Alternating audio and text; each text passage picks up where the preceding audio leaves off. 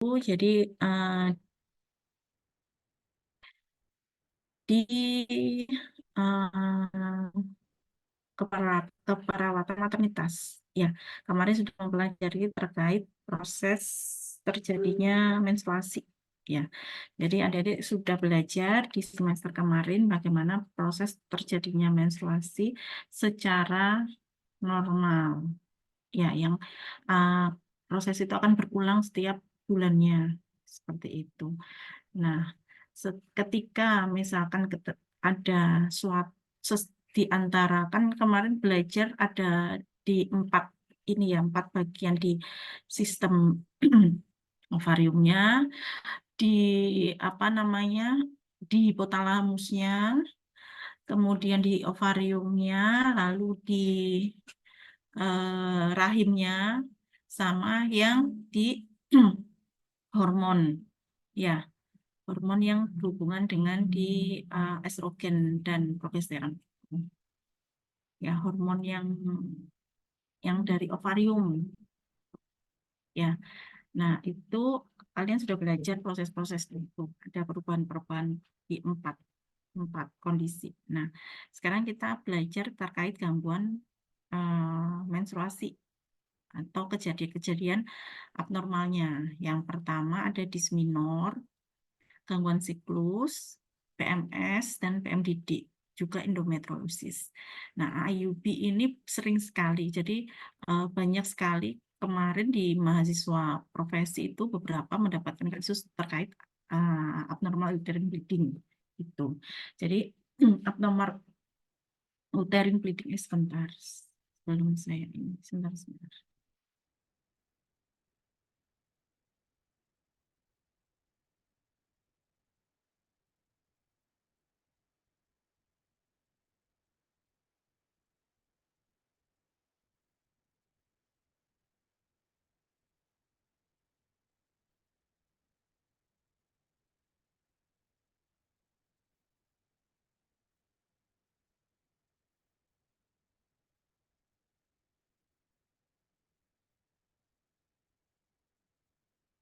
Sebentar ya, saya ini dulu.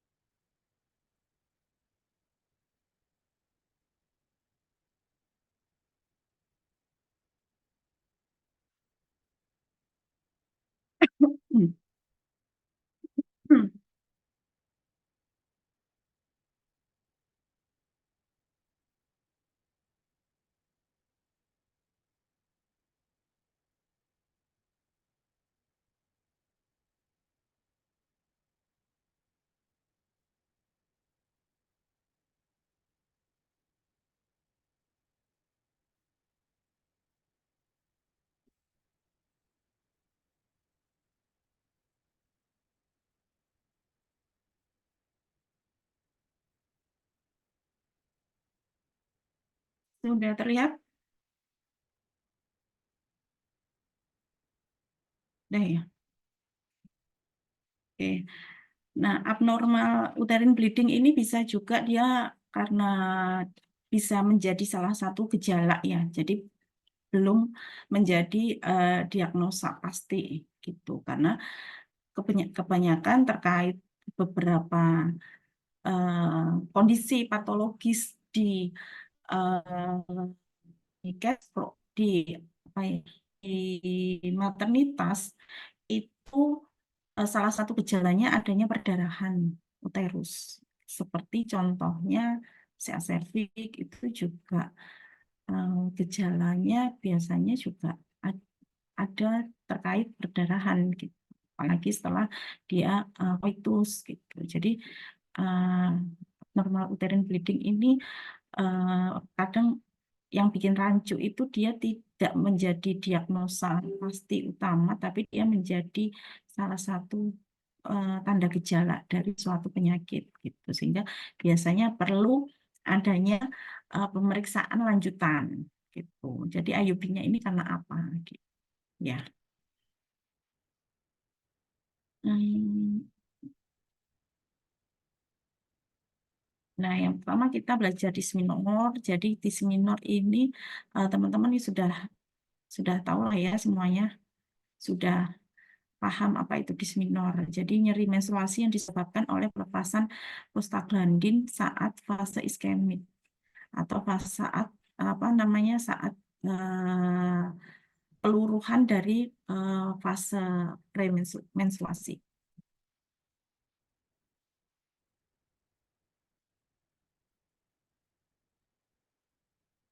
Karakteristik nyerinya ada kram abdomen, payudara, bengkak, atau keras, mual, dan pusing. Nah, ini eh, dikarenakan adanya lepasan prostaglandin. Jadi ketika ada prostaglandin, stimulasi dari prostaglandin itu akan menyebabkan adanya kontraksi otot dan nyeri pada uterus. Seperti itu. Nah, klasifikasinya itu bisa jadi tiga. Jadi ada yang membedakan menjadi tiga, ringan, sedang, berat. Jadi ringan itu kalau tidak apa namanya tidak mengganggu aktivitas itu. Dan kalau sedang itu ya aktivitasnya kadang terganggu. Tapi kalau sudah berat itu ya dia sangat mengganggu aktivitas sehari-hari. Jadi eh, sampai apa namanya biasanya sampai bed rest sampai tidak bisa melakukan aktivitas seperti itu. Nah, kalau misalkan klasifikasinya itu berdasarkan dari gejalanya ya. Jadi dari ringan sedang beratnya, bagaimana dia apakah dysmenorrhea ini mengganggu aktivitas atau enggak. Tapi ada juga yang membaginya berdasarkan penyebabnya. Ya, jadi ada dysmenor primer, dysmenor sekunder. Jadi kalau dysmenor primer itu ya berarti nggak ada penyakit penyerta. Dia memang karena proses fisiologis dari menstruasi itu tadi, kelumpuhan jaringan, mulai dari yang ada 40/4 siklus itu tadi. Tapi kalau dysmenor sekunder itu biasanya dengan penyakit penyerta.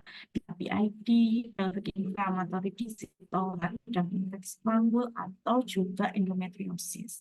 Itu. Dan biasanya kalau dysmenorrhea sekunder itu karakteristiknya akan berbeda. Dalam artian berbeda, mungkin dia akan lebih nyeri, kemudian menjalar sampai ke pinggang dan sebagainya gitu. Jadi eh, untuk dysmenor ini kan subjektif sekali ya, subjektif sekali. Yang bisa merasakan itu adalah kita gitu, sehingga penting bagi kita untuk aware. Kok dysmenorku nggak kayak bulan, kok rasa nyerinya dysmenor ini nggak seperti bulan-bulan kemarin. Nah, itu kita harus aware seperti itu ya. Nah, terapinya apa? Ya, kalau dysmenorrhea primer itu dianjurkan yang terapi non farmakologis ya. Misalkan distraksi relaksasi, yoga, kompres hangat, kemudian istirahat, terus massage dan sebagainya. Tapi kalau memang dia sudah sampai mengganggu aktivitas, sudah dysmenorrhea sampai dysmenor berat ya berarti perlu diberikan apa namanya obat-obat farmakologis gitu. Ya. Nah, ini salah satu penelitian eh, tentang dysmenor pada remaja gitu ya. Dari sini apa namanya?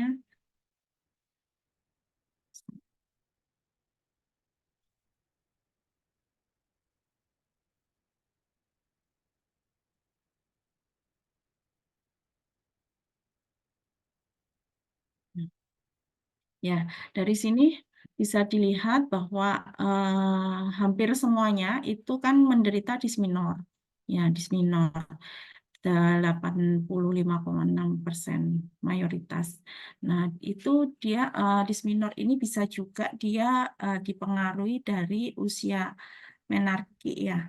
Jadi dari beberapa faktor itu ada beberapa faktor yang signifikan berhubungan dengan kejadian dysmenor, yaitu ada usia menarki, kemudian regularity and flow-nya, apa periode menstruasi, sama konsumsi kopi. Nah, ini yang harus digarisbawahi. Jadi, ketika dysmenor berarti diusahakan tidak mengurangi konsumsi, membatasi konsumsi kafein seperti itu. Ya. Nah, ini juga jadi nah ini beberapa terapi yang bisa digunakan untuk mengurangi nyeri menstruasi seperti itu. Nah, sekarang kita gangguan siklus. Jadi gangguan siklus itu ada frekuensi sama ada jumlah perdarahan. Kalau frekuensi itu amenore, polimenore, oligomenore. Kalau jumlah perdarahan berarti menorargi sama metrorargi. Ya, frekuensi itu eh, apa namanya? Frekuensi itu berarti jumlah menstruasinya. Eh, jumlah intensitas apa ya? Iya. Iya, ini apa namanya siklusnya itu loh berhubungan dengan siklusnya ya. Jadi eh, kalau frekuensi berarti yang biasanya misalkan siklusnya 30 hari misalkan atau 28 hari normalnya bisa memendek atau memanjang sehingga 1 bulan bisa 2 kali kalau misalkan siklusnya memendek atau 2 bulan bisa hanya 1 kali mens kalau siklusnya memanjang ya berarti kalau frekuensi itu seperti itu tapi kalau jumlah perdarahan yaitu jumlah apa namanya discharge-nya itu apa jumlah darah yang keluar itu ya. Nah, kemudian berdasarkan frekuensi itu yang pertama ada aminore, aminore ya. Amenore ini tidak menstruasi atau berhentinya menstruasi. Klasifikasinya ada primer dan sekunder. Jadi kalau primer itu tidak menstruasi pada usia 16 tahun. Artinya dia belum pernah menstruasi. Jadi dia belum pernah mengalami menarki. Menstruasi yang pertama, dia belum pernah mengalami itu gitu.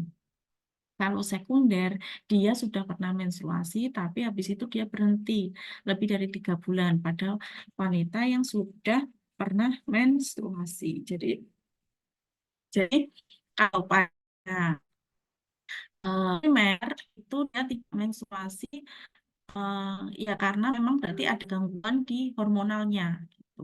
Ya, jadi dia belum pernah menstruasi sama sekali sampai usia 16-17.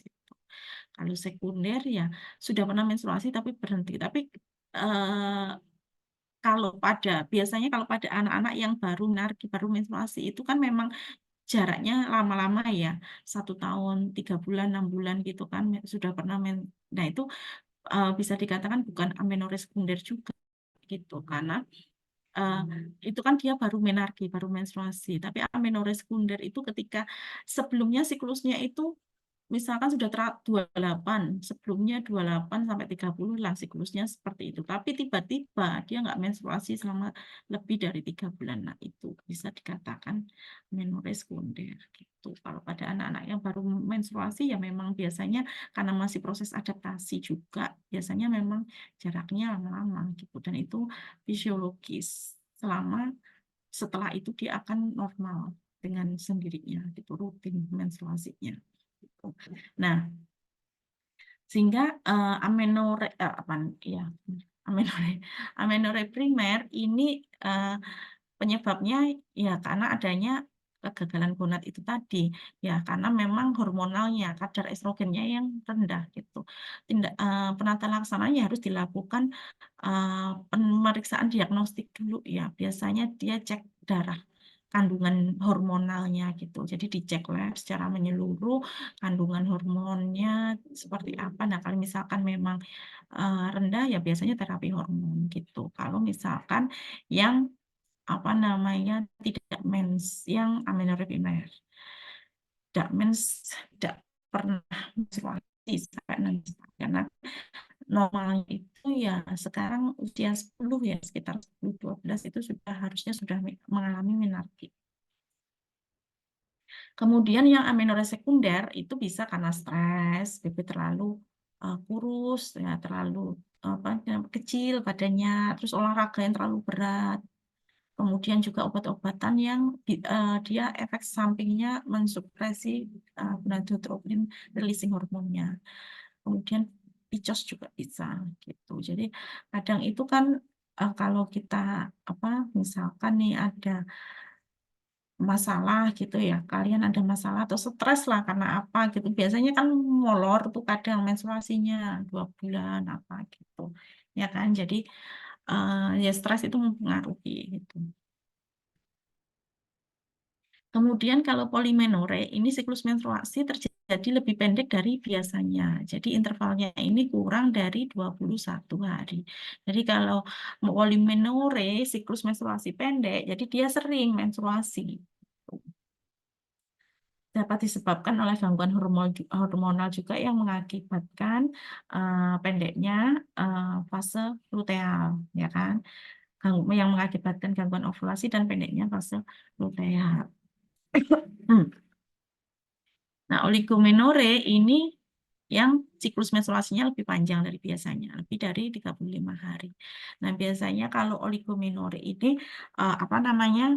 Pengeluaran darahnya juga akan sedikit-sedikit gitu. Jadi kalau misalkan kayak flek-flek gitu ya, kayak flek-flek. Jadi kalau misalkan apa namanya? eh, apa lama harinya menstruasi itu sekitar 7 hari namanya.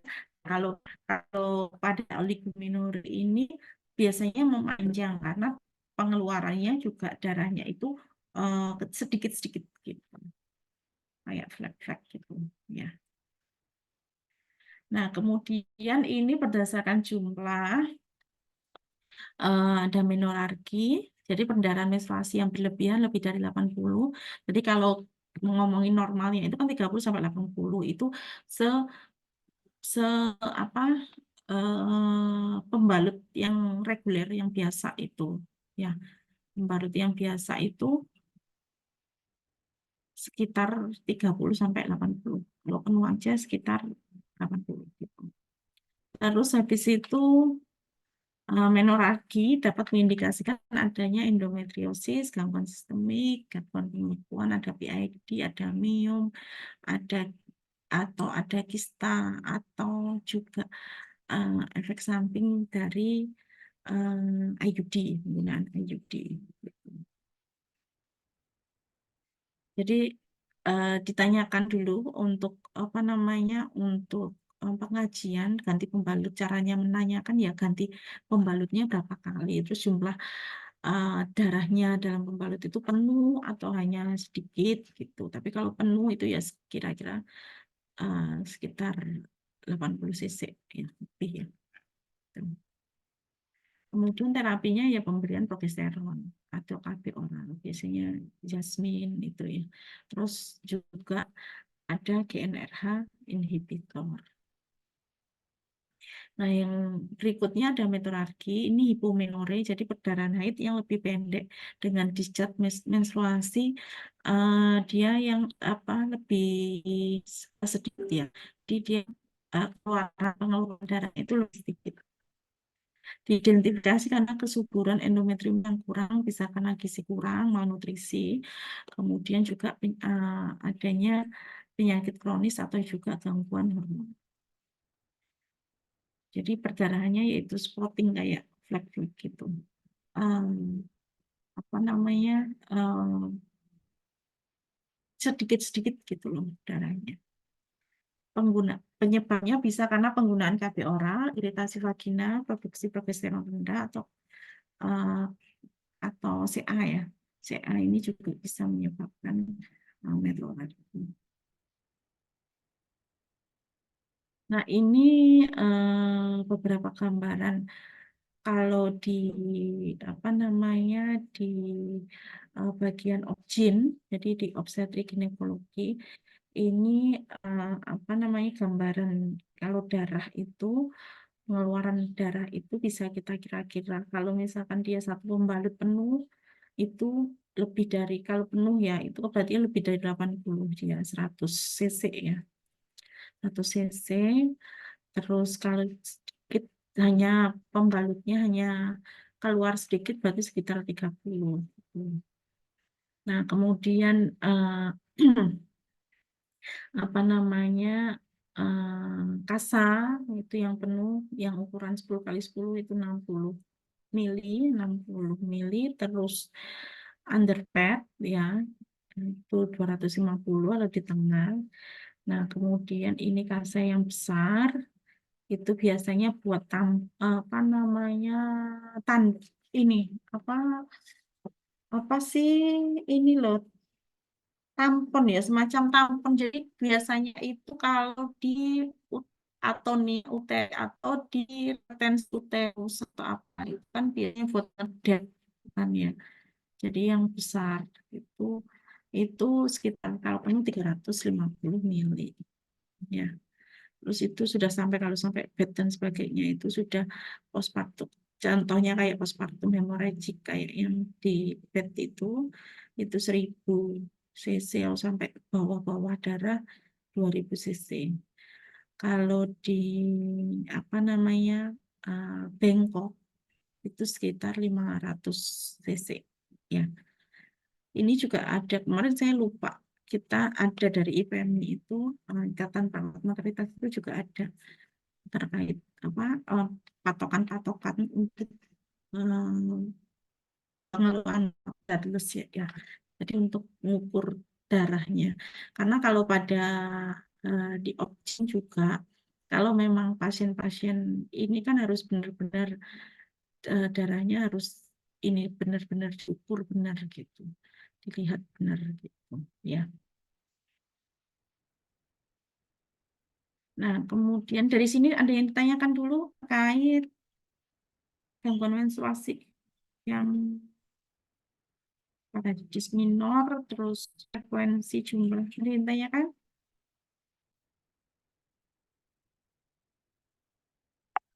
Jelas, Nurse. Ada ya, sementara. Baik, setelah itu kita ke PMS. Nah, PMS ini juga salah satu gejala ya. Jadi salah satu, jadi ini yang paling sering juga terjadi itu PMS premenstruasi ini gejala fisik dan psikologis yang berkaitan dengan perubahan. Jadi kalau menstruasi ya penyebabnya hormon itu tadi dan hormon itu ya dipengaruhi oleh berbagai macam gitu. Baik yang bisa kita kendalikan maupun enggak seperti itu. Jadi kalau misalkan ngomongin hormon itu kita nggak ngerti gitu ya. Maksudnya kayak dulu saya itu apa namanya setelah melahirkan anak pertama kan kena hipertiroid. Nah, juga nggak ngerti kenapa kena hipertiroid karena ya mungkin kan ada fluktuatif hormon yang apa namanya yang benar-benar anu ya perubahan hormonnya itu yang benar-benar signifikan terus ditambah stres ya baby blues kan ya anak pertama itu baby blues sehingga ya akhirnya terus baru ketahuan kan setelah 6 bulan itu ternyata itu kena tiroid gitu. Jadi ya nggak ada yang penyebabnya apa, etiologinya kan jelas gitu. Hanya mungkin faktor psikologis aja. Nah, kalau gangguan menstruasi juga seperti itu kan hormonalnya yang paling banget dan ini nggak bisa disamakan tiap orang gitu. PMS juga seperti itu. Ada yang mengalami PMS, ada yang enggak gitu kan. Ada yang benar-benar terganggu dengan PMS, ada yang dia biasa aja gitu. Jadi ya, umumnya ini dia gejala itu muncul 7 sampai 10 hari sebelum menstruasi dan menghilang ketika terjadi menstruasi. Ya, pada dasarnya berhubungan dengan fisik, suasana hati, dan perubahan mental. Gitu. Yang paling terlihat ya secara fisik ya. Mungkin kalau secara psikologis ya bisa terlihat juga dari ini dari perilakunya gitu. Kalau fisik ya biasanya dia payudaranya akan terasa penuh dan nyeri. Jadi eh, apa namanya membesar gitu karena dia proses persiapan untuk ini kan menyusui kan yang di apa namanya ketika di rahim itu ada terjadi penebalan-penebalan dinding apa namanya rahim. Nah, di situ dia kan juga hormon dari ovarium juga akan merangsang apa oksid prolaktin ini ya untuk dia proses persiapan kehamilan menyusui itu. Jadi dia terasa penuh, besar, nyeri banget dan ditambah adanya prostaglandin itu tadi nyerinya. Nah, Terus perut kembung, perubahan nafsu makan, mual, konstipasi, sakit kepala, timbul rasa berat, mudah lelah, gangguan kulit juga ada. Kemudian kalau suasana hati ya biasanya mood swing gitu ya. Eh, Kadang sensitif, hypersensitivity apa? eh, Baperan. Nah, ya baperan. Ya kan, baper udah tersinggung gitu lah. Ya, jadi atau bisa juga cemas gitu, terus gelisah, merasa sedih, gembira secara bergantian. Jadi ya mood swing itu tadi ya. Jadi tiba-tiba nangis, tiba-tiba seneng, euforia gitu kan. Kalau udah seneng, seneng banget. Tapi kalau sudah nangis, aduh lebay gitu kan. Baperan itu tadi ya. Semuanya dianggap ya gitulah lebih gitu. Terus habis itu mental itu merasa kalut, sulit berkonsentrasi. Wah. Nah ini ya, ini sudah pelajari ya di uh, maternitas, jadi uh, overview aja, di review aja, di recall kembali ya. Nah kemudian ini penyebabnya, jadi ya penyebabnya karena kalau pada nyeri uh, nyeri perutnya, kram perutnya itu ya karena adanya prostaglandin gitu, ya. Jadi prostaglandin itu akan merangsang kontraksi otot gitu. Kemudian selain itu juga uh, bisa menyebabkan pusing dan nausea. Ya, jadi uh, apa namanya apa namanya ketika biasanya kan kalau sudah PMS itu ya hari pertama itu kan gampang pusing juga gitu kan, tekanan darahnya bisa naik juga, itu juga karena adanya efek prostaglandin itu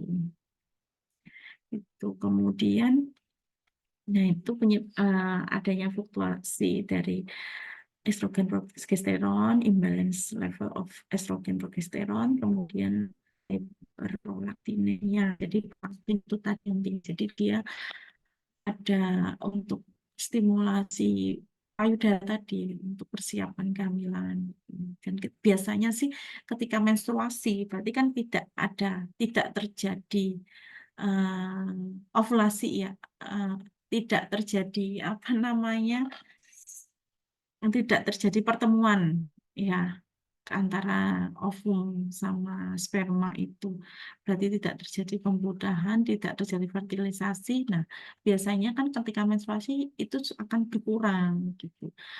Hari pertama menstruasi atau hari kedua, hari ketiga, pokoknya setelah terjadi menstruasi itu akan berkurang gitu.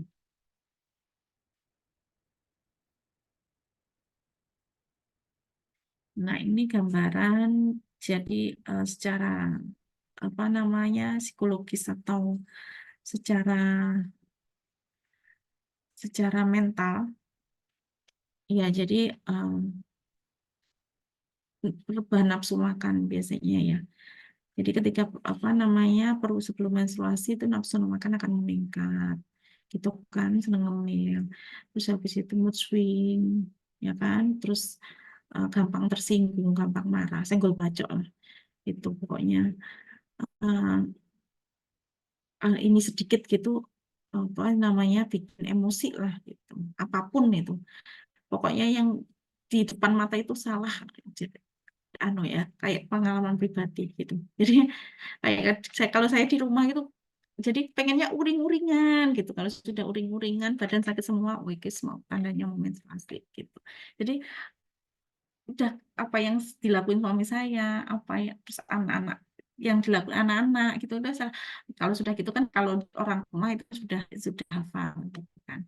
Jadi kayak ada yang salah aja gitu. Berarti itu kan sudah tanda-tanda ini PMS kayak gini gitu.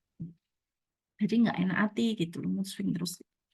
Tapi setelah menstruasi udah bisa hahihi lagi tanpa rasa bersalah, bisa senyum-senyum gitu. Padahal kemarin itu udah yang uring-uringan semua diamui gitu kan, semua jadi korban gitu. Nah, terus setelah itu, nah apa sih yang bisa dilakukan untuk meredakan gejala PMS? Ya, hampir sama dengan disminor ya sebenarnya selama selama tidak ada, karena kita tahu secara fisiologis itu kan gejala itu. Jadi selama selama tidak mengganggu banget itu kan, itu ya kita non farmakologis gitu, misalkan saja diet rendah kafein. Jadi konsumsi yang kafein tadi kan mempengaruhi akan exercise juga, relaksasi akupressure, istirahat yang cukup, kompres, bisa dikompres di bagian perut, pinggang, punggung gitu kan. Terus apa namanya, eh, dan PMS ini ya pada sebagian orang mungkin kalau kita sih ya udah itu siklus yang berulang dan itu biasa gitu kan selama kita bisa mengatasi ini. Tapi pada beberapa orang PMS terutama eh, orang dengan kondisi yang memang sudah mengalami gangguan emosional atau gangguan psikologis ya atau gangguan mental lah katakanlah seperti itu. Jadi PMS, kondisi kejadian PMS ini bisa menjadi presipitasi gitu, presipitasi yang akan memperparah kondisinya gitu. Jadi dulu ada beberapa enggak sih, hanya ada mahasiswa yang juga dia mempunyai gangguan mental gitu kan. Itu ketika PMS itu dia cerita dia bisa nggak tidur berhari-hari gitu karena PMS-nya. Jadi dia sudah ada eh, predisposisinya sudah sebelumnya. Jadi PMS itu bukan penyebab utama, tapi dia menjadi presipitasi aja, gitu. Jadi presipitus aja. Sehingga kalau seperti itu ya harus bantuan eh, ini ya, bantuan medis ya. Jadi harus konsultasi, harus konsumsi apa namanya obat-obatan gitu. Ya, jadi PMS ini bisa menjadi salah satu presipitasi yang memperparah kondisi atau gangguan yang sebelumnya sudah dialami gitu. Ini ada terkait aromaterapi lavender terhadap kecemasan pada saat PMS. Ya. Jadi ini sih maksudnya belum terlalu, ini sudah lama banget penelitian ini. Jadi datanya juga karena ke kendalanya pada waktu pengambilan data ini setiap orang itu kan PMS-nya berbeda-beda gitu kan. Setiap orang itu waktu PMS-nya karena waktu menstruasinya kan berbeda. Otomatis waktu PMS-nya kalau kita ngambil 7 sampai 10 dan kita mengambilnya bukan recall ya, bukan pada saat itu dia disuruh nginget-nginget ngisi kuesioner, disuruh nginget-nginget yang sebelumnya enggak, tapi pada saat itu kejadian uh, real time-nya pengambilan datanya ya waktu real time dia mengalami PMS.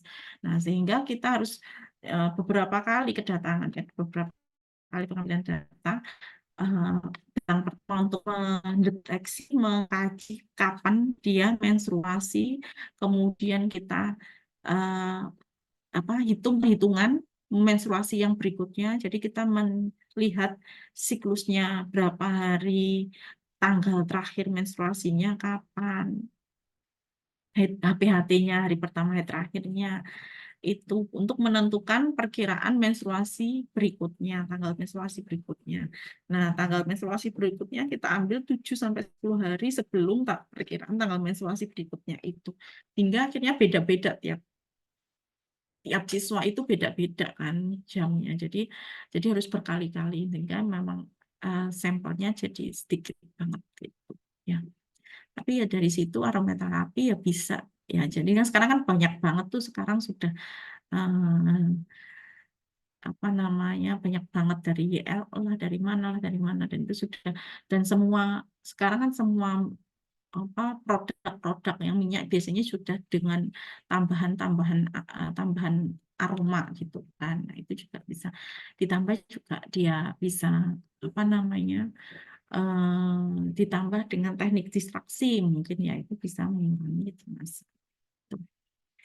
Nah sekarang PMDD. PMDD itu ini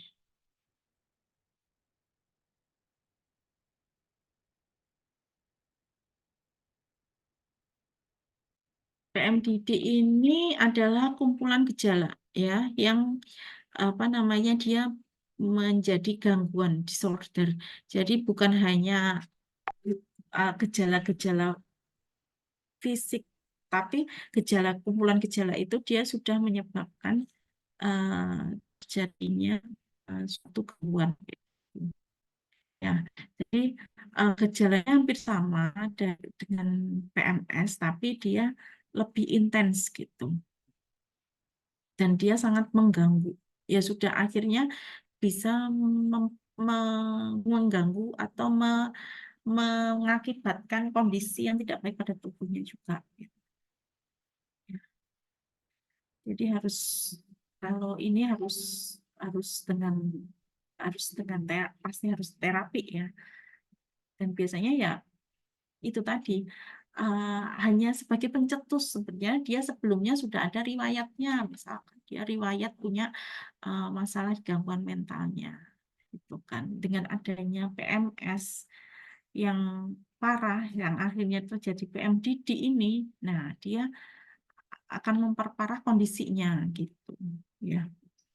PMDD terjadi karena gangguan emosi yang lebih parah, kesedihan, depresi, hingga perasaan putus asa, yang menyebabkan seseorang bisa melukai diri sendiri ataupun orang lain. Penyebab belum pasti, tapi kemungkinan ya karena adanya penurunan progesteron. Ini diagnosis dari MDD, ya dari harus ada gejala, harus ada satu yang muncul di sini, dan ini harus ada totalnya 5. Ya.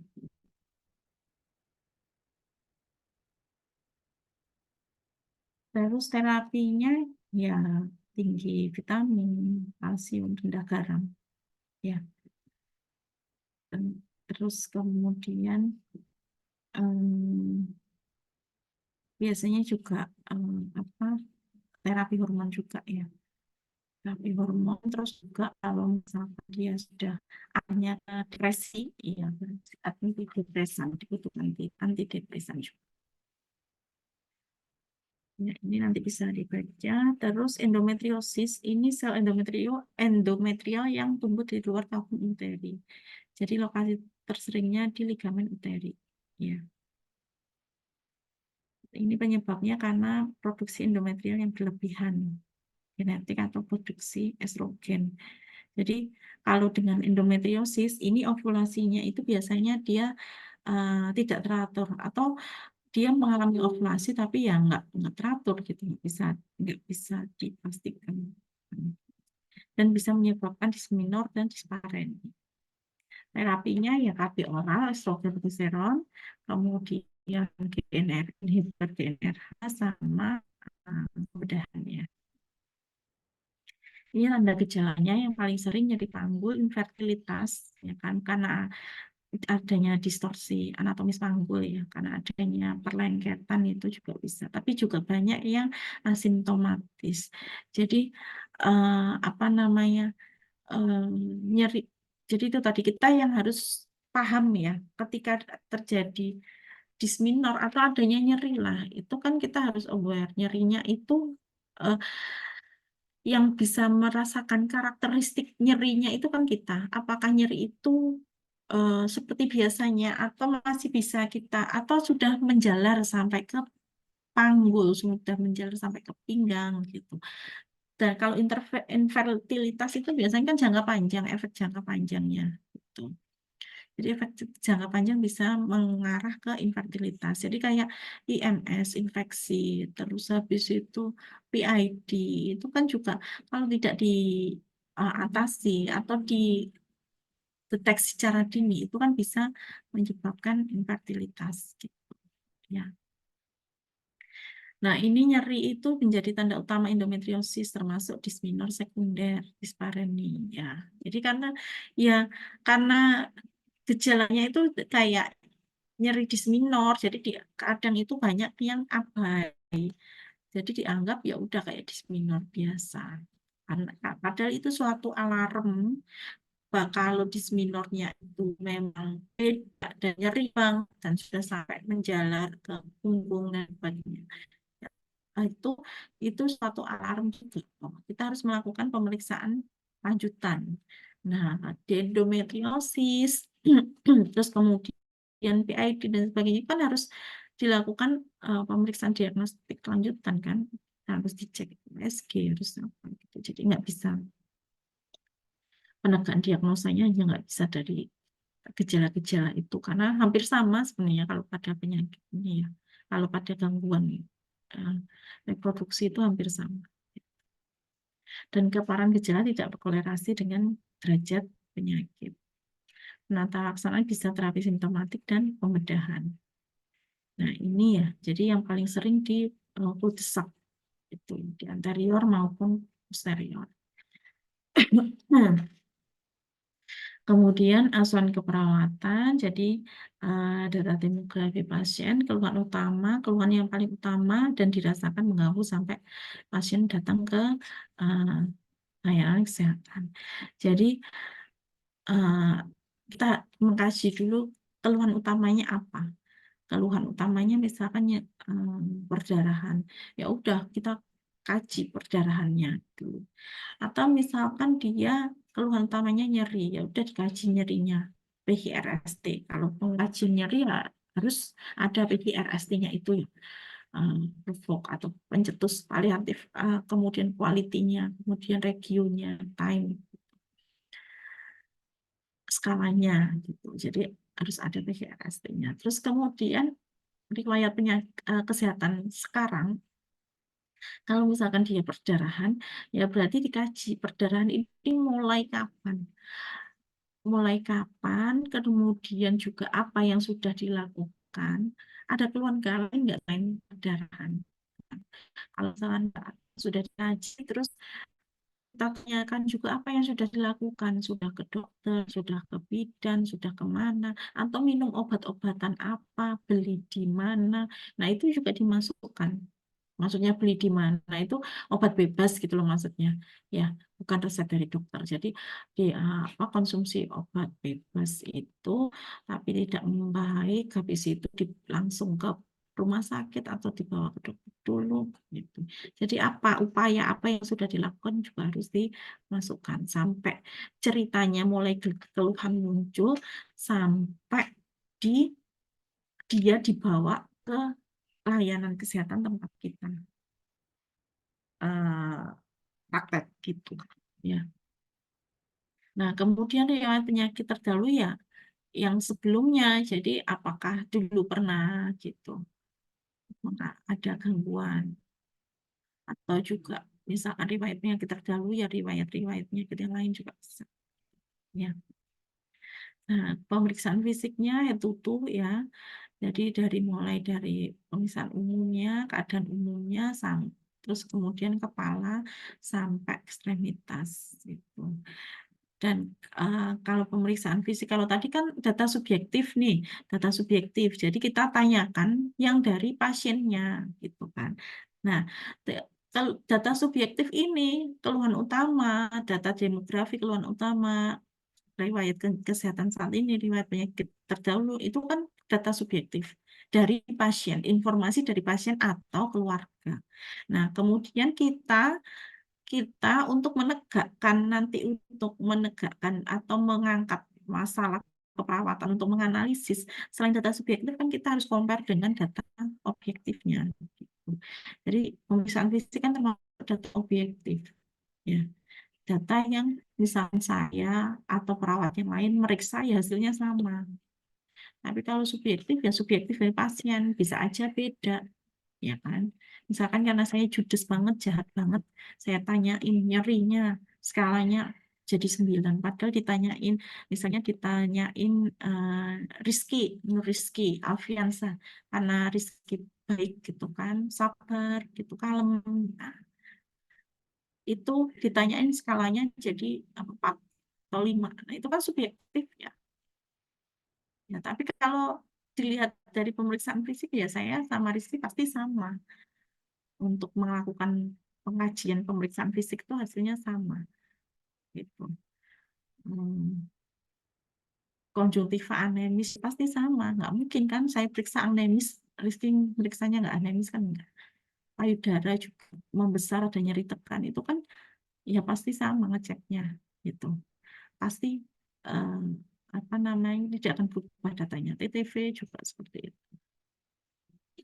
Gitu. Jadi kita kaji, kita pastikan kalau misalkan abdomen nyeri, ya kita kita tekan, misalkan kita eh, auskultasi perkusi, apa namanya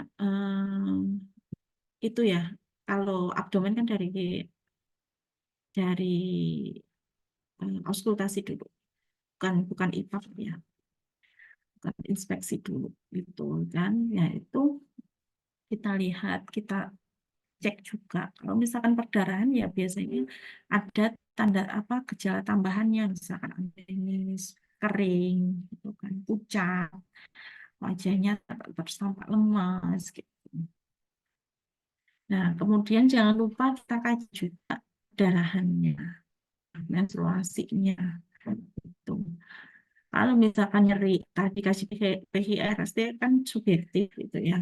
Nanti ketika di eh, apa namanya di pemeriksaan fisiknya ya bisa kita kaji dengan gerimis, wajah gerimis ketika kita lakukan pemeriksaan apa namanya abdomen gitu kan ada gerimis dan sebagainya. Ya.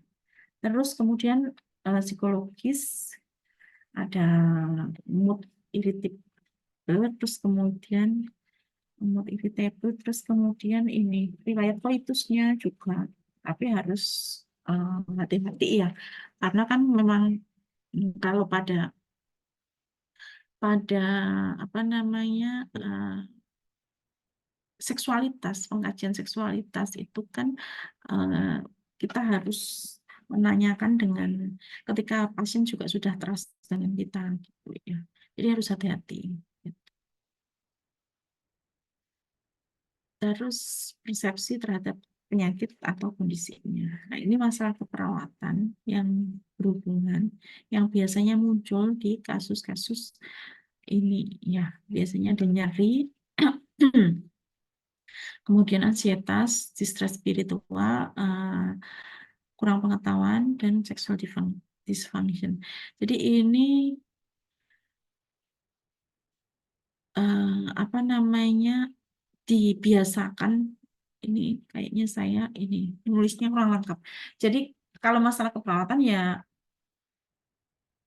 ini aja ya, problem aja ya. Tapi kalau menulis diagnosa keperawatan nanti diusahakan lengkap ya. Dibiasakan lengkap sehingga mulai dari problem etiologi terus ditandai atau dibuktikan ya. Ditandai dengan atau dibuktikan kan.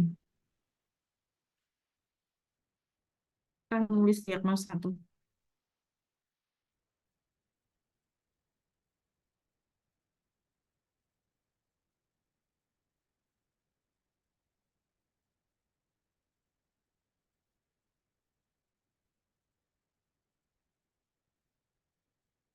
Hmm?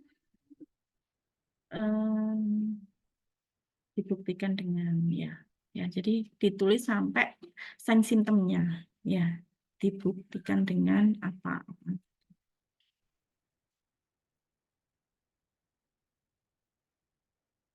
karena nanti kalau hukum kan apa namanya hmm, hukum ya, kalau hukum kan harus menuliskan lengkap. Terus habis itu ini manajemen PMS ya bersama, jadi ya udah sepertinya itu aja untuk ini teaching about menstrual health. Jadi ya lebih banyak ke non farmakologis sih yang lebih ditekankan. Berarti exercise, kemudian pain relief gitu, nutrisinya. Ya, sudah mungkin itu saja untuk ada yang tanyakan dulu nggak terkait gelombang menstruasi?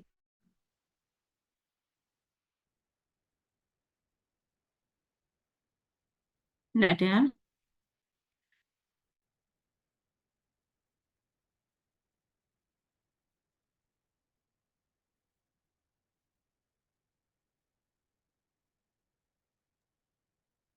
Belum, Nurse.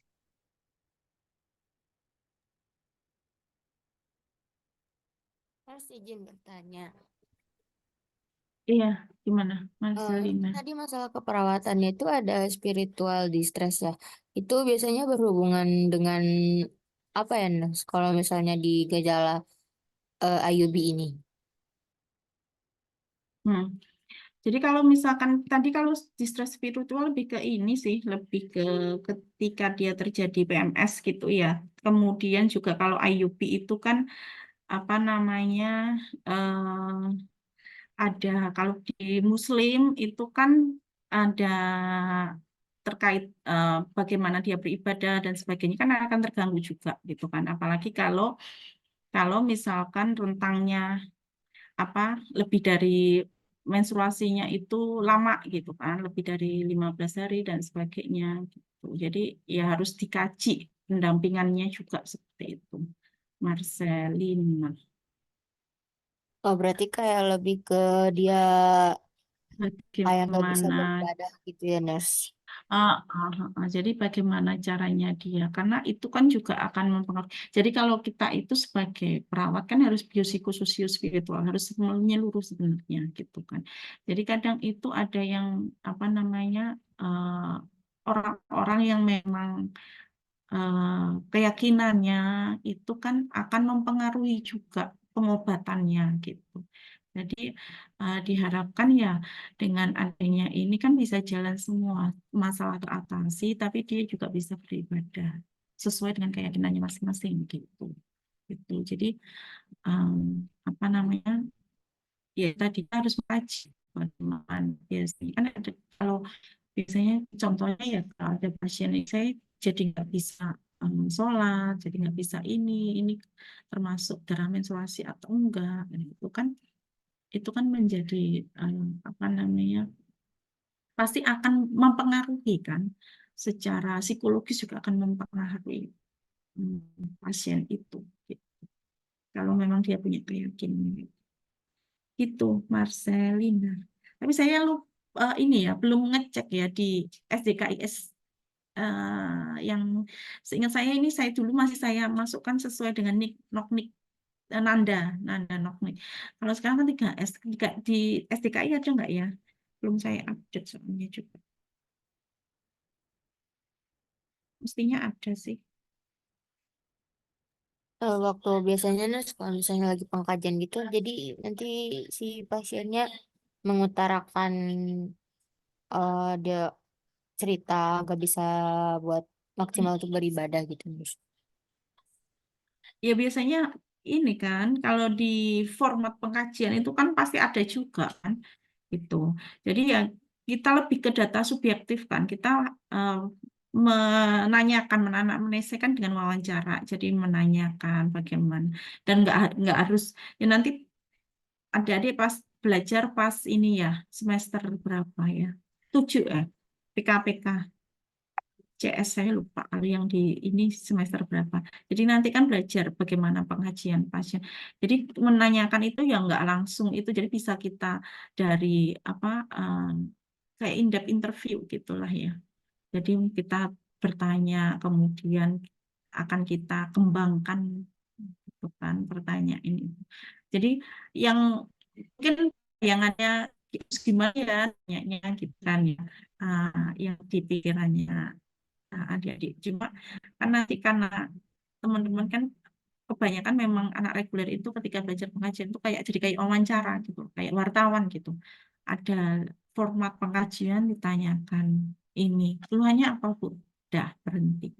Habis itu ke sini kemarin jam berapa Bu? Gitu. Kan sebenarnya nggak harus seperti itu juga, tapi kita bisa menanyakan secara bertanya, Bu, eh, Bu kemarin kok bisa di sini, ke sini ngapain? Keluhannya apa yang dirasakan pertama?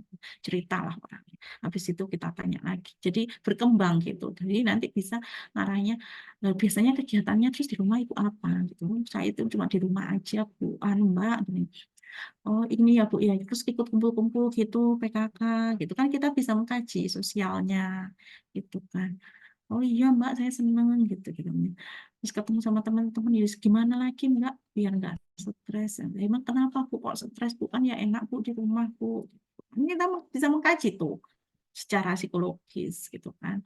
Terus gimana nggak nge-stres Mbak, gini suaminya anu gini. Saya akhirnya kan cerita. Nah dari situ kita kaji. Terus ikut-ikut pengajian gitu Bu. Biasanya kan kumpul-kumpul kalau ibu-ibu itu boleh. Iya Mbak, saya rutin ikut pengajian. Tapi ya gara-gara sakit ini jadi nggak pernah ikut ngumpul-ngumpul. Waduh, nggak pernah ketemu teman dan sebagainya. Nah itu apa namanya? Itu yang harus dilatih gitu. Jadi kita menggunakan pertanyaan terbuka ya, pertanyaan terbuka bagaimana eh, menstimulasi pasien itu cerita gitu. Sehingga dari situ kan muncul trust itu kan bisa dilihat dari situ. Kalau sudah cerita itu ya berarti oh tandanya orangnya udah nyaman, pasiennya udah nyaman kan. Ya udah. Terus habis itu akhirnya kalau dari situ nyerempet-nyerempet, "Loh, suaminya memang suaminya kenapa Bu misalkan kok stres suaminya, "Ih, suami saya tuh kerja gini, oh, nah dari situ kan bisa kita coba masuk di seksualitasnya. Bu, terus mohon maaf ya Bu ya ini tanya berarti kan ini kan masalahnya eh, ibu perdarahan. Nah kalau perdarahan itu biasanya kalau setelah berhubungan eh, dengan suami itu keluar darah atau enggak, nah, itu kan bisa kita kaji dari situ gitu. Marcelina. Oh, baik, Bisa Nur. Terima dipahami ya? kasih. Bisa, Nur. Ada lagi? Enggak ya? Kalau nggak ada, kita lanjutkan di infeksi. Ya,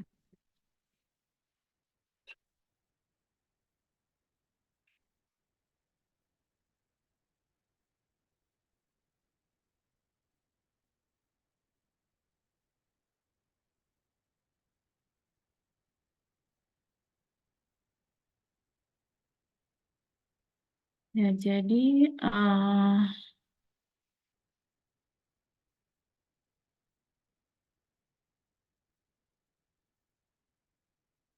ya jadi kalau infeksi ini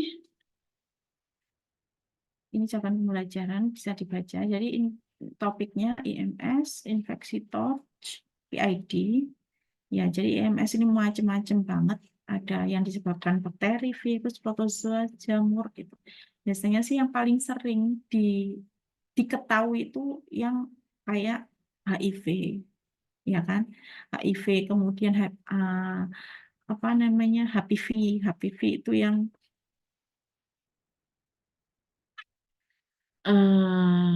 human papilloma virus, CA cervix, penyebab CA cervix itu kan.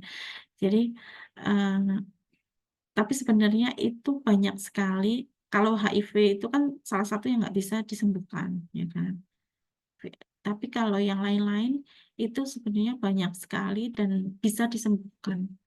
Asal ya itu tadi, ya kayak chlamydia, gonorrhea, bakterial vaginosis, sifilis itu kan bisa disembuhkan. Ya, tapi yang banyak diketahui itu ya hanya HIV itu yang banyak diketahui oleh orang awam gitu ya.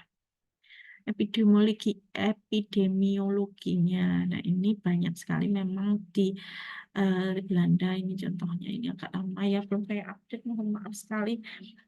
Referensinya belum saya update jadi chlamydia ini menjadi salah satu penyebab kelahiran prematur gitu kan.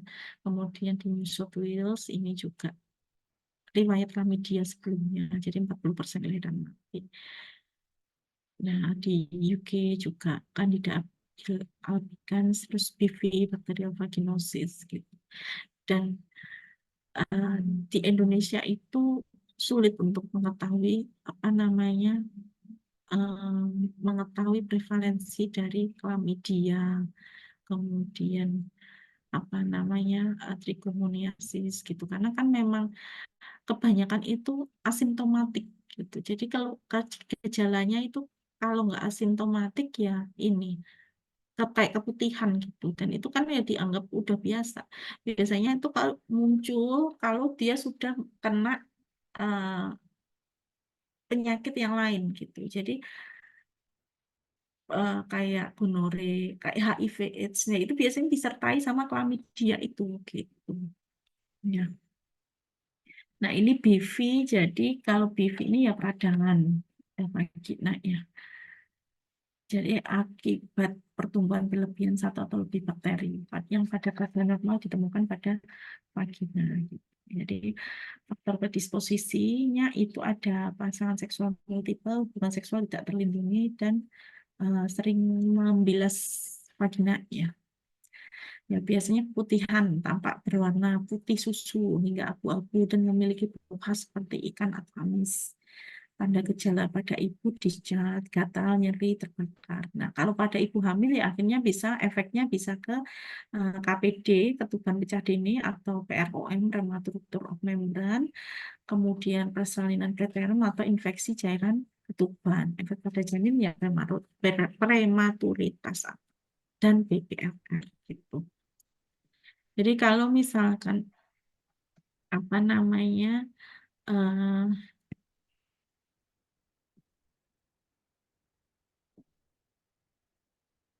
bentar.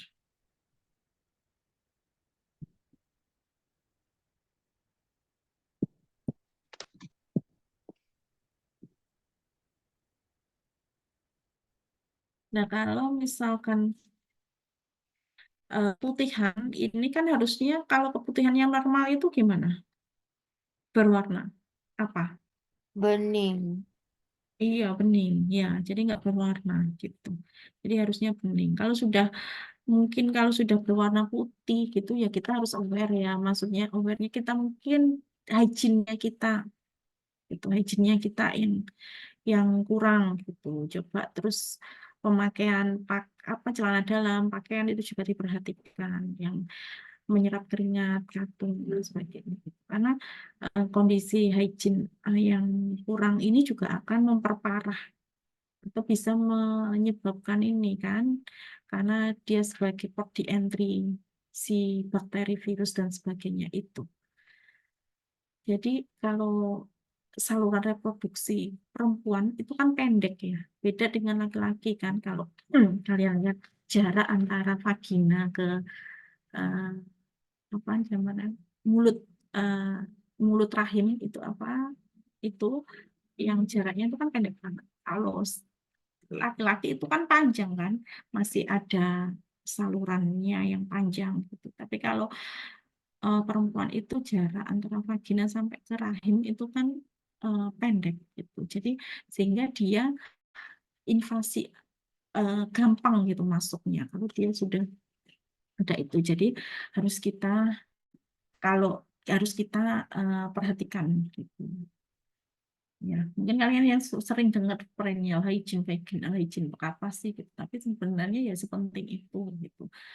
Lagi kan ini kan efek jangka panjangnya kalau dia bisa naik sampai atas infeksinya akhirnya bisa ke PID, radang apa infeksi panggul. Kalau sudah gitu nanti bisa arahnya ke infertilitas. Gitu kan.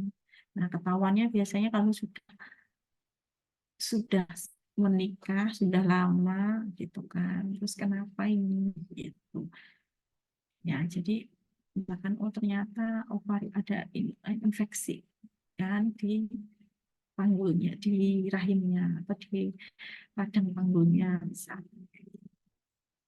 kan bisa aja dari situ itu eh, penyebabnya itu kan bisa macam-macam salah satunya ya bisa karena infeksi ini ya. Terus chlamydia IMS. Jadi sebenarnya chlamydia itu yang paling sering terjadi. Ya, yang paling sering terjadi. Jadi yang paling banyak prevalensinya kalau di luar. Tapi kalau di Indonesia saya nyari belum ada. Karena ya itu tadi. Nggak aware ya. Biasanya itu ketahuan kalau dia dengan penyakit yang lain. Gonorrhea, HIV AIDS. Ya, jadi biasanya diikuti dengan infeksi gonorrhea. Nah, ketika dia sudah terkena gonorrhea, kalau gonorrhea itu kan gejalanya itu lebih lebih ini ya lebih terasa gitu kan kalau sudah gonorea ternyata juga ada chlamydia trachomatisnya gitu. Jadi mungkin awalnya bisa dari chlamydia gejalanya meliputi keluarnya cairan berwarna putih keabu-abuan dan gatal pada vulva ya lagi-lagi kalau pada ibu itu kebanyakan ya asimptomatik gitu nggak ada gejala apa-apa. Terus tapi uh, pengaruhnya kalau pada ibu hamil bisa persalinan preterm dan chorioamnionitis. Efek jangka panjangnya bisa PID bahkan mengarah ke fertilitas ya, jadi infertilitas gitu. Efek terhadap janin konjungtivitis dan pneumonia. Dan pencegahannya apa ya? Screening. Dan ini screening itu harus dengan pemeriksaan diagnostik, pemeriksaan lab, nggak bisa dengan hanya ini aja kita nggak bisa. Hanya dengan visual gitu nggak bisa. Pengobatannya eritromisin atau azitromisin oral. Ya, jadi ini ya efeknya chlamydia. Tuh, dia bisa menyebabkan infertilitas juga. Nah, ini sifilis. Jadi sifilis ini penularannya dengan kontak seksual dengan seseorang yang memiliki lesi aktif yang mengandung spiroset ya. Penyebabnya Treponema pallidum.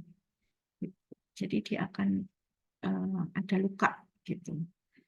Jadi akan ada lesi muncul. Biasanya pada kelamin gitu. Penis atau labia atau pada mulut bibir kalau dia oral gitu ya. Jadi harus diperhatikan juga. Kemudian ini lesi pada vagina mungkin tidak terdeteksi karena kalau pada perempuan itu ya lebih, kecuali kalau misalkan memang dia lesinya di luar ya, di organ wanita yang luar gitu, itu bisa terlihat. Tapi kalau di dalam kan kita nggak bisa melihat. Jadi lebih gampang itu terdeteksi kalau di laki-laki gitu. Ya, kemudian lesi ini ulkus yang dalam dan biasanya tidak nyeri meskipun ukurannya besar. Nah, pada ibu ya ini ada bisa primer, sekunder, neurosifilis, tersier. Nah, kalau primer itu sembuh sendiri. Jadi kuncinya itu early screening ya. Makanya kalau di AMC itu 1 kali harus dilakukan pemeriksaan. 1 kali harus pernah dilakukan pemeriksaan lab kan, pemeriksaan darah. Terutama kalau yang di sini dilakukan HIV ya. Tapi sebenarnya kalaupun dia tidak HIV kan dia bisa juga ini kan apa namanya, biasanya kan karena HIV itu kan eh, ada ada banyak infeksi di situ gitu kan, penyertanya gitu. Jadi harus dilakukan, jadi early screening itu penting sekali untuk mendeteksi ini karena kalau ketika dia apa namanya semakin semakin dini kita ketahui dan kita lakukan pengobatan terapi, ya resiko terjadinya komplikasi pada ibu maupun janin itu juga akan semakin bisa ditekan kayak gitu. Ya. Nah, ini diagnosisnya menggunakan RPR, rapid plasma reagen, atau juga pemeriksaan lab untuk penyakit kelamin. Gitu. Ya, jadi VDR. Jadi itu ngecek penyakit apa namanya, infeksi-infeksi apa aja. Efek pada janin bisa lahir mati atau menunjukkan tanda-tanda sifilis kongenital dini dan lanjut. Nah, ini bisa dihindari atau bisa dicegah kalau early screening. Ya, kita bisa segera mengobati ibu untuk pencegahan penularan vertikal dari ibu ke janin. Ya, jadi penularan dari ibu ke janin secara vertikal itu bisa kita cegah. Itu tata laksana penisilin. Nah, ini salah satu penelitian. Jadi pentingnya early screening pada kehamilan. Ya, ya dari hasil itu kan dibandingkan. Jadi yang early screening di trimester 1 ya.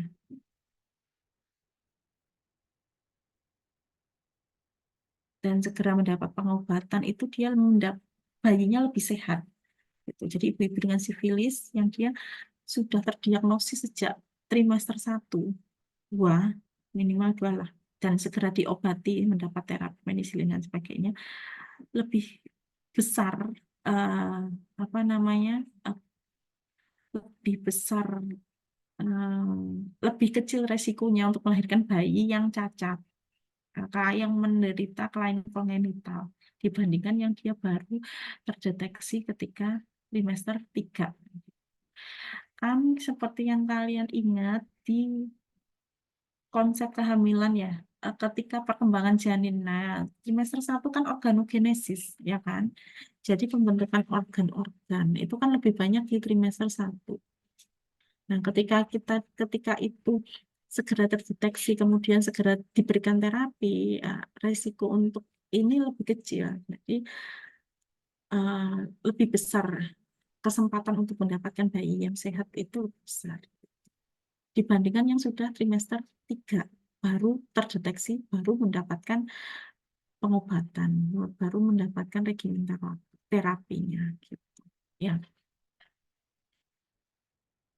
Nah, ini gonore, jadi biasanya ini juga gonore sering bersamaan dengan infeksi chlamydia. Nah, jadi penyertanya itu biasanya ya awalnya ya chlamydia dulu, tapi kan dia tidak asimptomatik ya, jadi kadang tidak terdeteksi. Terus habis itu pada pria uretritis, nyeri saat buang air kecil, frekuensi buang air kecil, kalau tanpa pengobatan ya bisa menyebar ke testis, melukai tubulus dan menyebabkan kemandulan permanen. Gitu. Dan tidak diobati, infeksi mudah menyebar di antara pasangan seksual. Jadi ya kayak bola pingpong gitu ya. Kalau nggak ya kalau ibunya diobati, ya otomatis suaminya juga harus diobati biar semuanya sembuh, sama-sama sembuh. Tapi kalau misalkan yang satunya ibunya diobati, suaminya enggak gitu. Iya, akhirnya kayak bola pingpong. Ibunya sembuh, suaminya enggak, berhubungan seksual lagi, ya muter aja gitu. Dan eh, tantangannya, challengingnya di sini itu karena penyakit kelamin itu kan masih dianggap aib ya. Jadi kadang itu banyak pasien itu yang tidak terbuka, tidak terbuka, sehingga akhirnya ya itu tadi eh, resiko untuk menyebar itu lebih besar gitu. Apalagi kalau suaminya tidak setia, gitu kan, pasangan tidak setia. Nah, jadi kan salah satu pencegahan apa namanya? Salah satu pencegahan eh, penyakit infeksi terutama di kelamin itu kan selain menggunakan kondom juga bisa dengan setia pada pasangan. Itu kan juga bisa gitu. Ya. Terus tanda gejala pada ibu bisa disuria, sering bergemih, terus nyeri tekan di servikal. Kemudian ada discharge juga, kemudian vulvovaginitis, perdarahan pasca konfus. Kalau pada ibu hamil ya bisa menyebabkan persalinan prematur, chorioamnionitis, infeksi gonococcus disseminata pada janin ya. Bisa sepsis neonatal, oftalmia neonatal akibat gonococcus juga. Obatannya dengan antibiotik. Contohnya ceftriaxone. Jadi seperti ini. Jadi kalau pada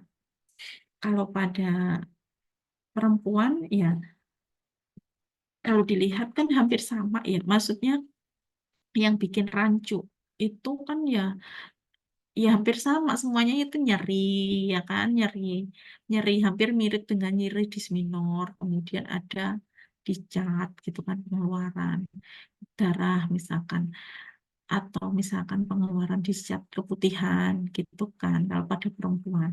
Tapi kalau pada laki-laki kan lebih lebih gampang terlihat gejalanya karena di organ laki-laki juga organ luar kan ya yang paling ini ya.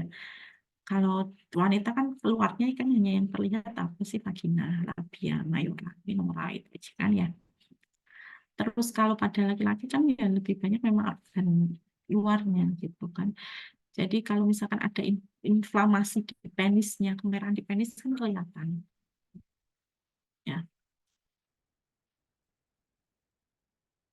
Terus ini jadi dengan apa namanya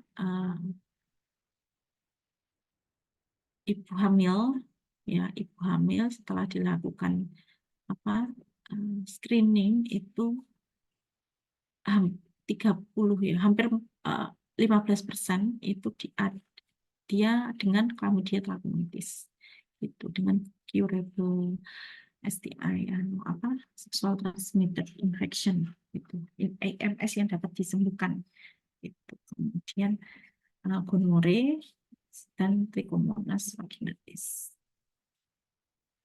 Nah, ini terkait curable, jadi memang ini saya lakukan di Jogja 5 kabupaten ya. Seingat saya 5 ya. Dari 5 itu diambil sekitar 436 responden. Jadi dari situ hasilnya itu ya hampir semuanya, hampir 70% itu remaja SMA itu sudah pernah berpacaran. Bahkan ada yang sampai 23 kali pacaran. Padahal umurnya ya baru berapa sih, SMA itu 16 kali ya. 16, 17 gitu. Tapi dia sudah berpacaran 21, 23 gitu.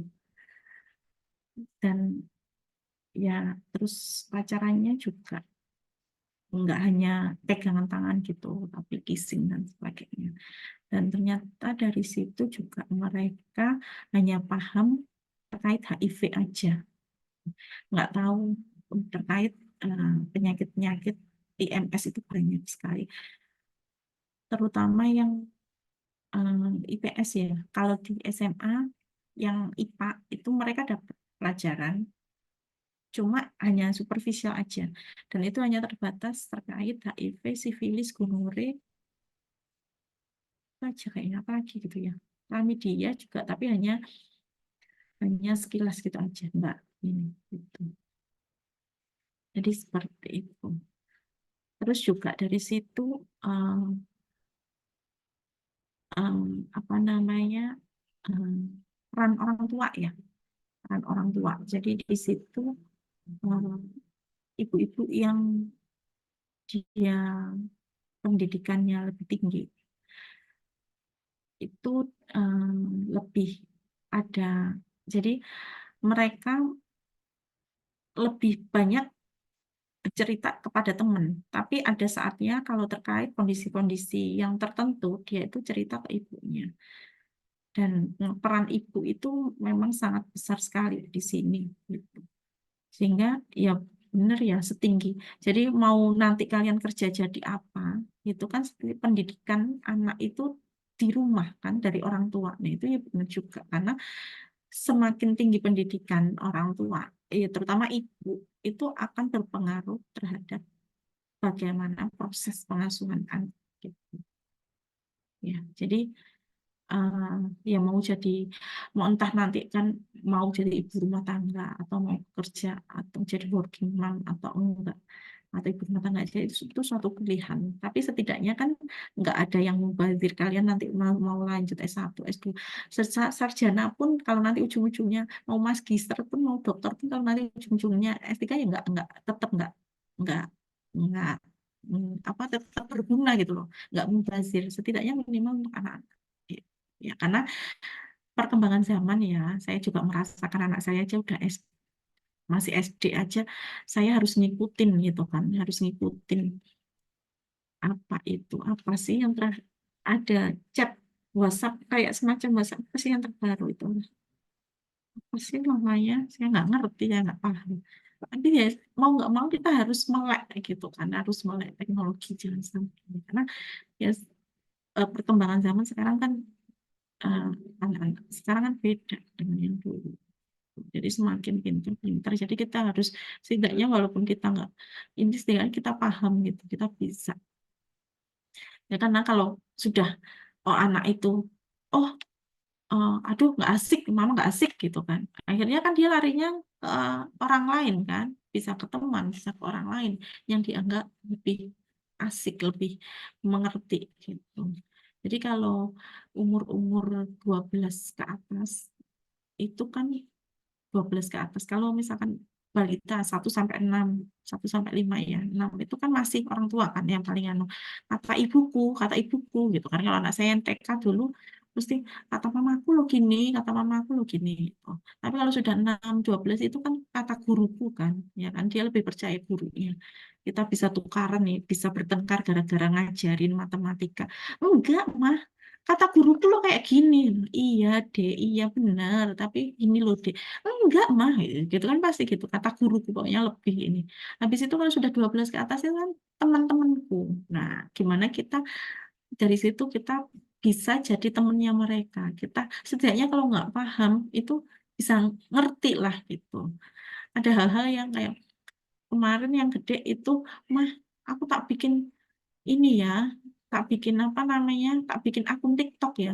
Buat apa gitu. Aku lo edit-edit video, masa ya cuma tak jadiin status WhatsApp aja gitu kan. Mau aku upload di TikTok gitu. Kan akhirnya jadinya kita harus harus ini apa namanya harus belajar tuh kan TikTok. Saya ngertinya biasanya TikTok TikTok Shop kan gitu, tapi nggak ngerti kan ampun-ampun. Itu kan harus belajar kayak gitu. Sehingga peran orang tua gitu ya harus ini dan kerjasama orang tua ya pastinya nggak hanya ibu, tapi mungkin ibu yang madrasah pertama gitu ya kan. Jadi harus benar-benar diperhatikan gitu. Ya. Terus yang berikutnya ada TORCH. TORCH itu toxoplasmosis, other infection. Jadi singkatan ya dia itu akronim. TORCH, toxo, O-nya other infection, kemudian rubella, cytomegalovirus, sama herpes simplex. Ya, di situ kumpul kelompok organisme yang mampu menembus plasenta dan mempengaruhi perkembangan janin. Nah, toxoplasmosis ini infeksi protozoa yang timbul akibat mengkonsumsi daging mentah atau tidak mencuci tangan atau terinfeksi kotoran kucing.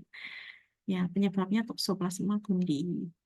Tanda gejalanya ya sebagian besar asimptomatik. Jadi kalau TORCH itu sebagian besar itu asimptomatik kayak penyakit flu biasa gitu. Sehingga ya kadang nggak aware juga gitu.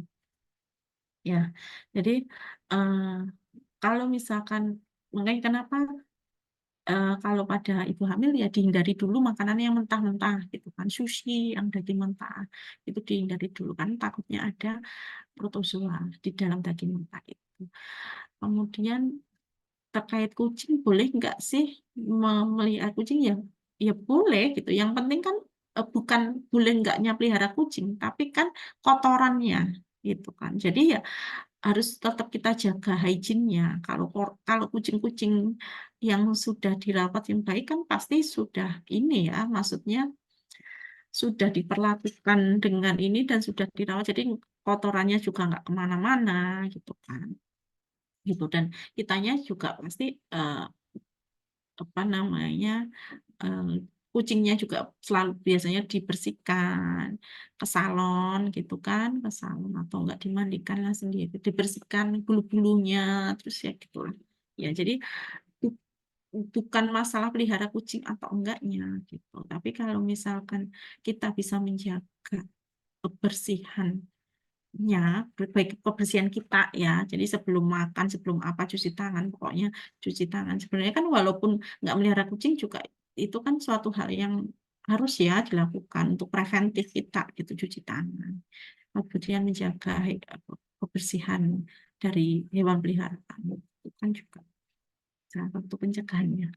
Nah, efeknya itu aborsi, kalsifikasi intrakranial, hepatosplenomegali, chorioretinitis kejang. Pencegahannya hygiene secara ketat. Pengobatannya sulfadiazin dengan pirimetamin. Ya, kalau alergi sulfa ya biasanya clindamycin.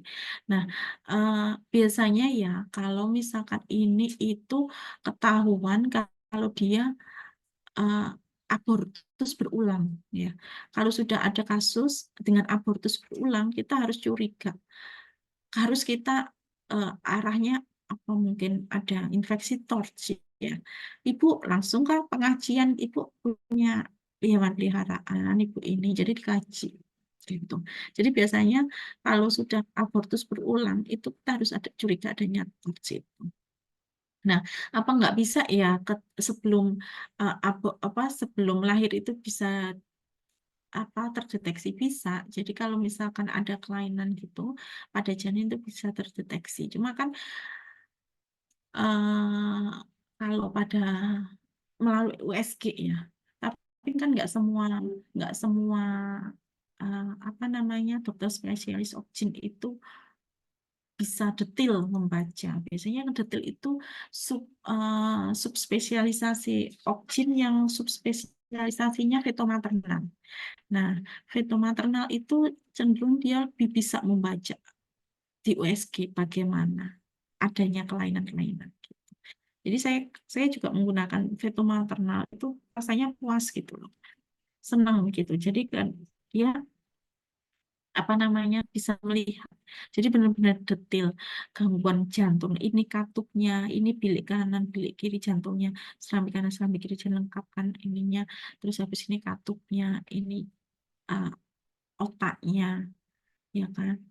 Terus paru-paru, ginjal dan sebagainya itu bisa dilihat secara detail. Gitu. Kemudian other infection ini ada hepatitis B dan C. Ya, jadi kalau penularannya bisa kontak seksual, bisa pemakaian obat intravena IV, penggunaan narkoboy, nafsa, ya, kemudian penularan vertikal dari ibu dan janin juga bisa. Tanda gejalanya ya sama seperti penyakit flu ringan. Efek terhadap janinnya karier hepatitis kronis. Terus pencegahannya menghindari kontak seksual dengan yang terinfeksi, hindari narkoba berisiko tinggi, hindari pemberian ASI, vaksin hepatitis B. Hepatitis B monoglobulin dan vaksin hepatitis B untuk neonatus. Ini rubella, campak Jerman, penularannya bisa melalui udara juga, hampir sama seperti virus ringan biasa kayak flu lah. Efek sampingnya bisa sindrom rubella kongenital, ketulian, lesi mata, penyakit jantung, retardasi mental. Penjaganya dengan vaksin MMR. Sitomegalovirus ini dengan cairan tubuh, terus bisa dengan kontak seksual juga. Pada gejala pada ibu 20% mengalami sindrom virus non-spesifik, efek terhadap janin 90%, BPL terinfeksi asimptomatik ketika lahir. Beberapa waktu bisa menimbulkan gejala tuli, retardasi mental, dan perkembangan psikomotorik yang tertunda. Jadi uh, beberapa kasus itu ketika lahir sehat-sehat aja, tapi gejalanya baru muncul setelah beberapa bulan gitu. Jadi adanya delay uh, growth-nya uh, tumbuh kembangnya nggak sesuai dengan uh, tidak sesuai dengan usianya gitu. Jadi lambat gitu. Ya, yang harusnya sudah bisa umur 9 sudah bisa tengkurap dan sebagainya itu nggak bisa gitu. Yang seharusnya sudah bisa duduk, sudah bisa ngomong, nah itu nggak bisa. Misalkan kayak gitu. Jadi ketika lahir ya seperti bayi sehat pada umumnya, tapi kan baru ketahuan ada gangguan kok nggak ada respon. Misalkan eh, tuli juga kan nggak ada respon, kita panggil kita ini itu nggak ada respon. Nah, itu kita harus curiga. Kemudian herpes simplex penularan kontak langsung, tanda gejalanya bisa primer episode pertama dan infeksi berulang. Ya, terus efek terhadap janin, lesi herpes kulit, mulut, sepsis virus, dan sebagainya. Tata laksana ya asiklovir profilaktik. Ya, sejak usia kehamilan 35-36. Sebelum itu juga bisa. Nah, ini contohnya herpes ya. Jadi herpes simplex. Bukan herpes zoster ya. Ini kalau herpes simplex ini kan dia area kemaluan atau mulut juga bisa. Gitu. Kalau pada laki-laki ya di penisnya itu, kalau pada perempuan bisa di vagina, vulva, cervix. Gitu. Nah ini gambarannya. Jadi puasa-puasa jangan berpikiran macam-macam loh ya. Ini untuk pengetahuan. Jadi ini gambaran kalau sifilis ya, terus gonore ya, terus trichomoniasis, chlamydia, terus ini kan kroid ya, jadi kayak ada lesi itu, tadi ada luka. Terus habis itu kayak ada nobel gitu, terus herpes ya, itu. Terus PID ini juga infeksi umum pada organ pelvis wanita, tuba falopi, cervix, endometrium, ovarium, uterus. PID akut ini bisa menyebabkan salpingitis ya.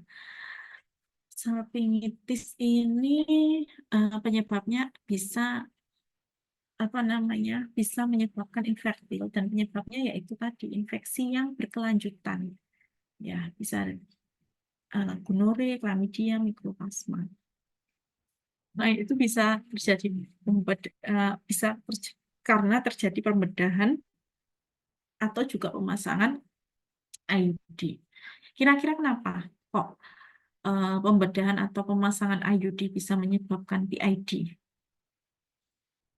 Misalkan biopsi endometrium gitu bisa menyebabkan atau pemasangan IUD lah bisa menyebabkan PID, kira-kira kenapa?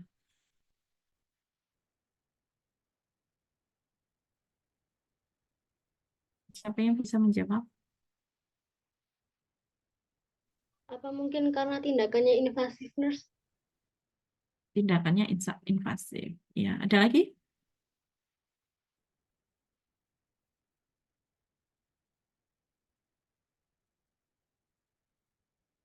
Ada lagi yang ingin menyampaikan?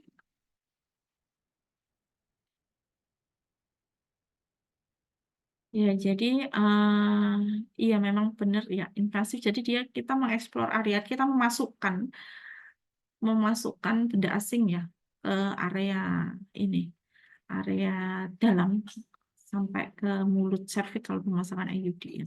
Sehingga resiko untuk terjadinya infeksi itu besar. Dan kalau sudah infeksi itu apa namanya, kalau sudah dia akan masuk sampai ke rahim sampai ke ini kan pelvic. Ini kan bisa menyebabkan PID itu ya.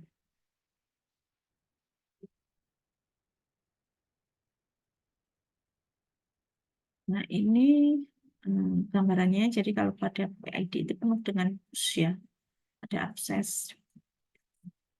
Faktor resikonya ya yang remaja yang mengalami menstruasi, memiliki banyak pasangan seksual, tidak menggunakan kontrasepsi ya, dalam kurung kondom ya, tidak menggunakan kontrasepsi kondom ini juga akan memperbesar resiko. Tinggal di daerah dengan prevalensi PMS yang tinggi gitu. Terus wanita yang menggunakan IUD juga berisiko lebih tinggi. Dan juga riwayat PID sebelumnya. Tanda gejalanya bisa nyeri perut bagian bawah dan panggul. Nah, ini kan hampir sama kan dengan disminor kan ya. Jadi kalau misalkan karakteristiknya kita yang nggak aware, karena itu kan subjektif banget, yang bisa merasakan ya kita. Gitu. Kalau kita nggak aware dengan nyerinya yang biasa, ya kita akhirnya nggak akan tertangani dini, nggak akan early screening itu tadi. Ya. Terus perdarahan pervaginal abnormal, terus 75% pasien mengalami discharge cervical mucopurulen. Ya, jadi ada pusnya gitu. Terus demam, mual, muntah. Pengobatannya ya antibiotik segera mungkin 75% rawat jalan. Kalau PID akut, ya kalau ada TOA ya harus didrainase. Nah, pengobatan untuk pasangan pria dan pendidikan untuk pencegahan infeksi ulang juga. Ya, karena kan tadi penyebabnya bisa dari gonore, bisa dari situs macam-macam kan ya.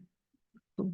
Jadi ya kuncinya ya pengobatan itu harus pasangan, bukan hanya salah satu gitu. Terus pembedahan ruptur toa atau toa yang tidak berespon terhadap terapi pencepat ya.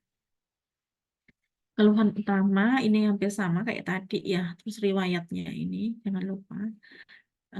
Terus pemeriksaan fisik, tes laboratorium. Tanyakan juga riwayat persalinannya ya. Jadi persalinannya apakah normal ataukah seksius cesaria. Kalau dulu juga adanya penggunaan ini apa namanya vakum ya persalinan, tapi sekarang kayaknya udah nggak pernah ya, nggak boleh kayaknya ya. Vakum itu juga akan meningkatkan risiko terjadinya infeksi. Ya, terus masalah keperawatannya, ansietas, kurang pengetahuan, nyeri akut, perubahan pola eliminasi urin juga bisa. Tuh. Ini saya harapkan pencegahannya ini. Terus hentikan juga penggunaan ini ya, apa namanya, deodoran atau ini loh, apa sabun sabun sabun cuci vagina ya, yang terlalu sering karena dia akan malah flora normalnya itu akan hilang sehingga nanti akan eh, berlebihan yang harusnya dia jumlah flora normalnya di situ secukupnya untuk melindungi sawar mukosa apa sawar genitalia itu melindungi dari infeksi, tapi ketika ada sabun-sabun itu hilang, akhirnya nanti akan semakin banyak muncul baik yang flora normal atau enggak, itu akan yang menyebabkan PV tadi kan ya. Itu. Sudah itu mungkin ada yang tanyakan dari sini?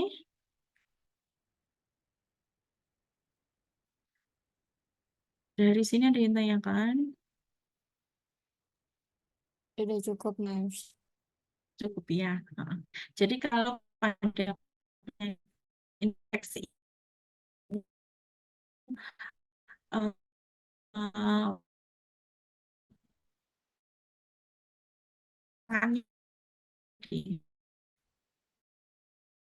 kita susah untuk untuk ya kadang kalau di beberapa rumah sakit sudah banyak tempat konsultasi untuk ini, jadi dia saja dia membutuhkan area privacy ya di situ karena itu adalah hal yang sensitif dan kebanyakan menganggap yang namanya aib yang eh, apa namanya eh, asumsi dari masyarakat itu kalau sudah terkena itu berarti kan wanita nakal gitu kan ya. Padahal kita nggak tahu, siapa tahu suaminya yang nakal gitu kan.